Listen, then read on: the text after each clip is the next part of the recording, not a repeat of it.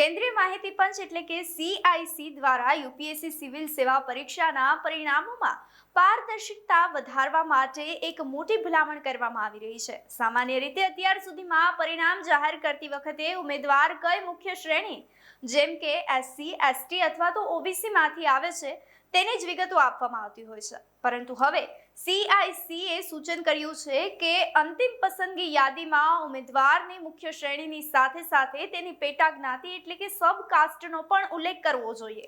આ ફેરફાર પાછળનો મુખ્ય હેતુ એ જોવામાં આવી રહ્યો છે કે અનામત નીતિનો ખરેખર લાભ સમાજના એવા વર્ગ સુધી પહોંચી રહ્યો છે કે જેઓ હજુ પણ પછાત છે। ઘણીવાર એવું પણ બનતું હોય છે કે મુખ્ય શ્રેણીની અંદર અમુક જ જ્ઞાતિઓ વધુ લાભ મેળવતી હોય છે, જ્યારે અન્ય પેટા જ્ઞાતિઓ વંચિત રહી જતી હોય છે। જો પરિણામોમાં આવી વિગતો જાહેર કરવામાં આવે તો અનામતના લાભનું વિતરણ કેટલું સચોટ અને સમાન છે તેની ચોકસાઈ મૂલ્યાંકન કરી શકાય તેમ છે। આપનું શું માનવું છે અમને કમેન્ટ કરી ચોક્કસથી જણાવશો। નમસ્કાર।